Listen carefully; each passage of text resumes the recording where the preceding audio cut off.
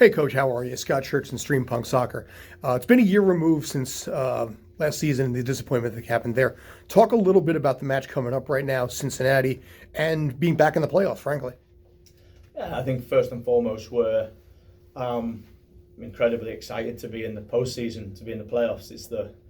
It was the minimum target that we set. We know that I think we've improved from last year in the sense of getting in the playoffs, but the other side is, we've hit the sort of expectation of where we believe we are as a football club and where we should be. So really excited, but it's a difficult opponent, a team that we've played 3 times already, and found the games tough in moments, but played really well in moments. And the last one at Red Bull Arena we won, so we know it's going to be difficult, but this is the exciting part of the season, and we're going to embrace that. Coach Mohammed with the Exchange. So you just said you played them 3 times, lost twice, once in Leagues Cup, and then over there. Is it tougher to play in that stadium, or how do you feel going to that stadium? Yeah, I think road games in general in MLS is more difficult than playing at home. The stats would back that up, and Cincinnati is a difficult place. They've had a real successful period over the last season, and even this year been consistent enough to get in 3rd place. I think it's going to be an incredible atmosphere, and I think one that we're really going to embrace. But we competed really well, much better than we did last season in the home league fixture. We lost 1-0, but it was a pretty tight, even game. I think we played exceptionally well for 75 minutes in the Leagues Cup game, but we made some changes and that altered the outcome of the game. We know that. But we've got experience of being there, right? So now we can use that experience. But this is a playoff game, right? It's winning you're in, it's losing you're out. Although it's over 3 games, so for us it's about playing winning football now. Is there any changes that you'll make to the lineup? Well, we'll look through the games. Of course, it's 2 away, 1 at home. We have a full focus on this initial away game. The team is in a really good place. We have no injuries, so I have apart from Malachi, I have a full lineup to select. And I think for us as a coaching staff, as a support staff, it's about navigating our way through how we want to approach all 3 games, right? So maybe there's some changes based off the fact we didn't win the last game. We need to improve in some areas of performance, but whoever we pick will be really up for the game. In a way, a simple question, but I don't know to take into context what happened in Montreal, but what changes for you in the playoffs as far as preparation and mentality? I definitely think it is a different mentality going into playoff football. I think, Montreal was almost a playoff game, right? We wanted to play for 4th place and we didn't manage to get it. It was probably the best time, if there is ever a good time to not play so well, based off the fact of we were in. We can't have that performance across the 3 games, right? Because we have to play our best football. I think playoff football is very similar to the Leagues Cup football. We use Leagues Cup, and I communicated a lot to the group around how the Leagues Cup, and especially the knockout rounds, although we want to win Leagues Cup, it was a real good opportunity to experience, losing you're out, winning you're through. So to get through those Leagues Cup games, New England, Tigres, to play the Columbus game and understand why maybe we didn't win in regulation time. We've been through that, so we've got good experience with this group initially. So, but you have to go into it in a mindset where you got to play your best football. You got to embrace the pressure. You got to be ready to absorb the difficult moments, and you got to make sure that you capitalize on the moments where the game swings for you. And I say again, you just got to go embrace it. How does the approach, the tactical approach to these games change, and the fact that, for instance, you could either win or lose the first game 7-0, and it doesn't really matter because it's just 1 game and goal difference doesn't matter? How does that change as opposed to a knockout game for you?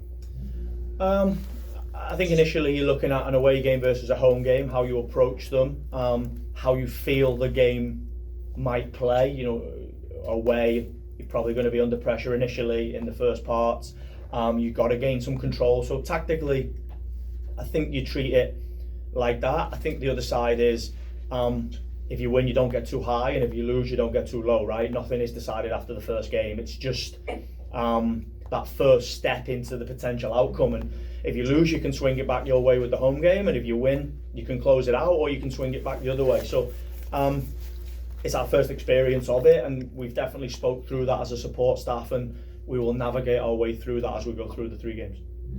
Thank you. Onto the Zoom, George. Coach, what's up, man? We got a lot of good things happening in New York right now. We got the Gotham just won. We got the Yankees had a rough night, but we're back in it. Do you use any of these motivating wins that are happening across the city to try to reel in a team that is about to start this run? What I think is going to be a magical run towards the end of the road here. Yeah, of course. I think seeing the Liberty win the WNBA is inspiring for us. We were away in Montreal and we watched that game where they managed to lose, but they then clinched the win with the following game. I think the Yankees game last night I watched it, and it's a good example for us of what I just said. Right, you lose the first game, but nothing is decided. So it's inspiring to see the city sport thriving, and we want to play our part in that. We want to be a team that can join the party, right? That can continue on, make a run in the playoffs, and inspire the New York people to follow us to hopefully a long playoff run. Michael? Hey Nick, it's Mike Ender from Blue City Radio. You've used the term process a lot during this season. Now that you're in the playoffs, now that you have this must-win situation, does the process end for you? No, the process never ends. I think when you look at the process, it's around, I think that's the bigger picture, right? And the bigger picture for me is we probably are 7-6, 5-4. We managed to get in 6 this year, but we're 1 game off 4. I think with some slight adjustments and some better performances here and there, we definitely can be 4. The process is about how we improve this team next year into being 3-2 and ultimately in the future 1. That is the process. Now, of course, you park the process initially in this playoff run because it's about playing winning football now, and performance plays a part in helping you progress, but winning is the most important part now. I've said to the group, the Nashville win wasn't perfect, but of course we'd take one of those in the playoffs, right?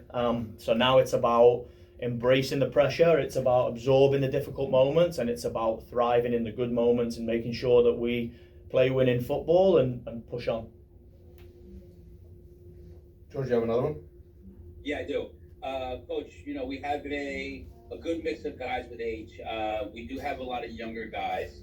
How important has it been, and has everybody trying to make sure that we don't have any, how do I say this, I'm not going to say the rookie scaries, but maybe a situation where we have to come in with a little more of a vet mindset. It's about to be the playoffs. It's the most important time of the year, and you guys have worked very hard to get to this point.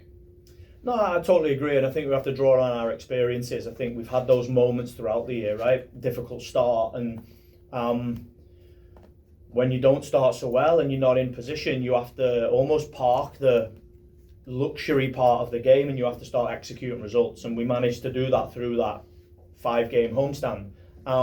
We then went on the road, Nashville, LA Galaxy, those games, and we didn't pick up any points. And then we had a back-to-back home game stand with Montreal, Orlando, and I said to the group there, we have to win back-to-back now.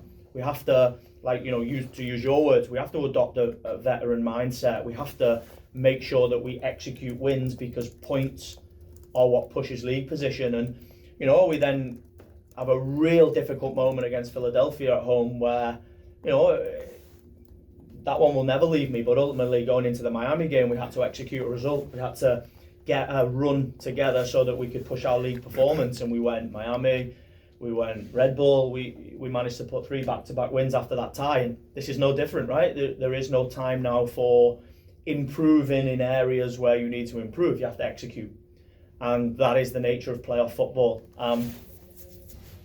The guys have shown a real thirst and a real hunger for this moment in the training, and now it's about executing in the games.